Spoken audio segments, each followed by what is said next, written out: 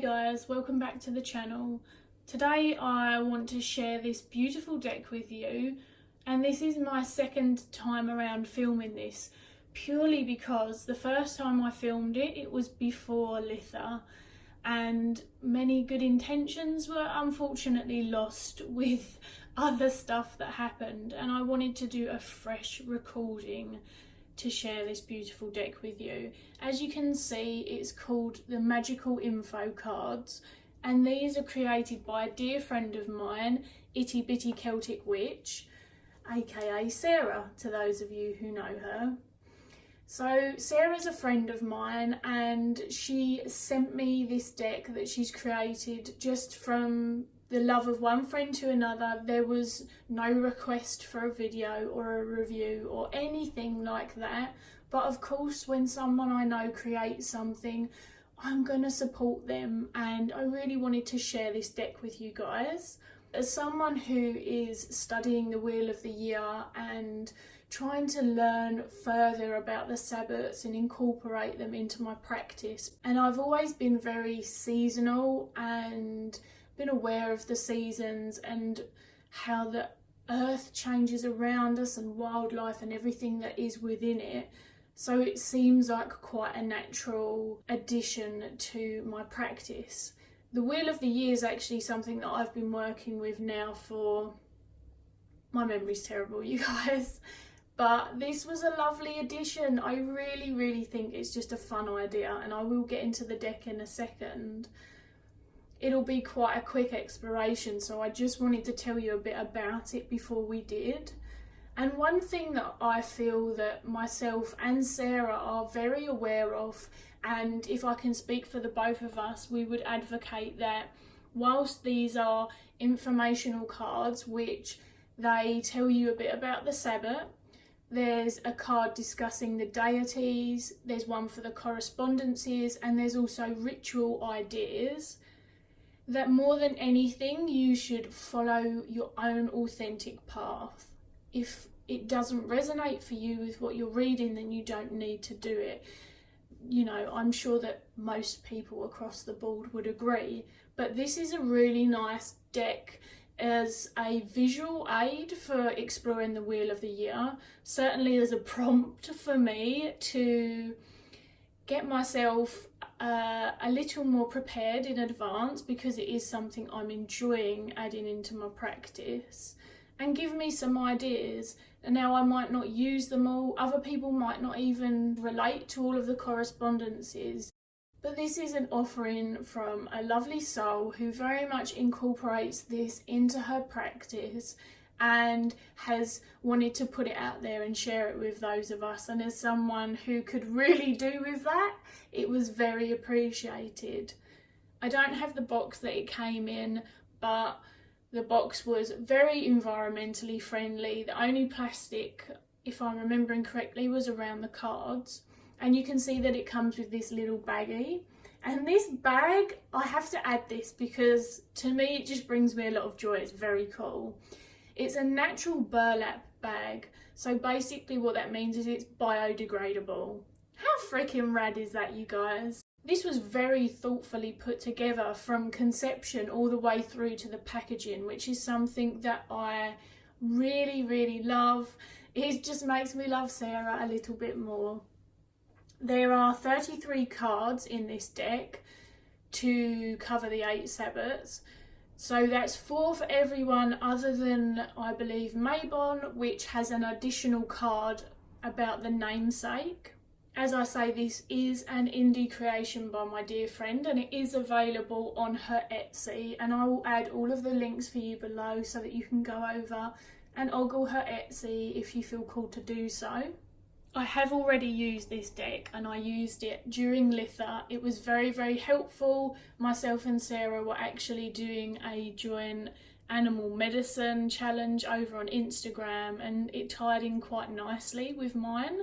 I would imagine that Sarah used her own as well. It must be really exciting to have your own deck in your hands.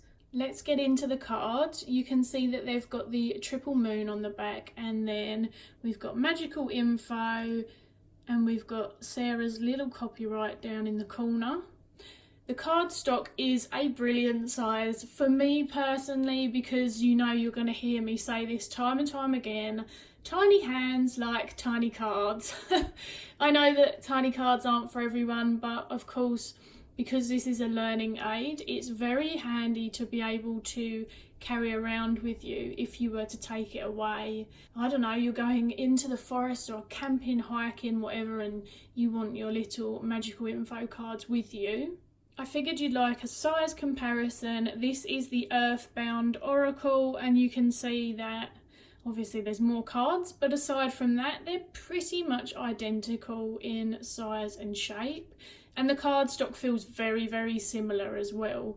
It's really lovely cardstock. It feels like it's going to be really durable. All I'm going to do now is take you through really quickly, and then I'll come back and I'll read the one in preparation for Lammas, which is coming up. You can see that on the cards, they've got these little, I don't know, should we call them decals or little pieces of artwork to kind of enhance the feeling of that particular Sabbat. These to me look like little bundles of wheat. You've got the introduction, the deities, the correspondences, and the ritual ideas. I'm going to leave those ones out so that we can read them. And I'm just going to flick through and show you the front of each card because I really enjoy the little additions. As I say, Mabon has an extra card. There we go, honouring the deity Mabon. I have to say, aesthetically, and I know it's not all about aesthetics, but that is what we're looking at right now. They are beautiful. They really give me the same earthy vibes that I go for with a lot of my decks. And yes, they do look amazing with the Earthbound Oracle and the wooden tarot. This is my favourite. I love Samhain anyway, but I really love the addition of the skeleton hands and the crow. I think that is really, really cute. They're just nice little touches that really add quite a lot. On Yule, we've got, I'm going to guess that this is pine tree. I could be wrong, let's face it. And then we've got tiny little snowflakes. Pine is one of the correspondences, so it's possible, people, it's possible. Then we've got in bulk, obviously we're moving back into February now. I have ordered them like that on purpose. And we've got some gorgeous roses. We've got a Stara with the cute little buns. I do think that those little added touches just, they give you something a bit fun to work with, don't they? As well as having the information that you want on the cards. We've got Beltane and very sort of fresh, in their element tree growth. Lots of greens. And then Litha, which is the selection of cards that I've actually used. And you can see the sunshine. Hell yes. Welcoming in the summer solstice. That's what I love. So to give you a little peek at what they're like and for you to ascertain whether this is something that you would welcome into your practice or not, I'll read to you Lammas, which I have listened to the pronunciation for this and tried to perfect it and haven't been able to. So often it is referred to as Lammas as well. It says it's the first of the 3 harvest festivals honoured in the wheel of the year and is usually celebrated on August the 1st. This is around the time that the first harvest of wheat and corn would traditionally have been collected. It's a good time to celebrate and honour the bounty of seasonal produce that the earth provides. Giving thanks for the food that is traditionally harvested around this time can reconnect spirit with seasonal energy and magic. Lammas is also a good time to appreciate all the effort you have put into your project since in bulk. Acknowledge the harvest that you have worked towards in your life. So that's the little intro card. Then we've got the deities. I'm not going to read them all, so if you want to pause quickly now is the time. Then we've got some of the correspondences, and as I say, I'm sure that people will have variants of these. I think that this is really a nice companion, and it's good for those of us who are still feeling these things out as well.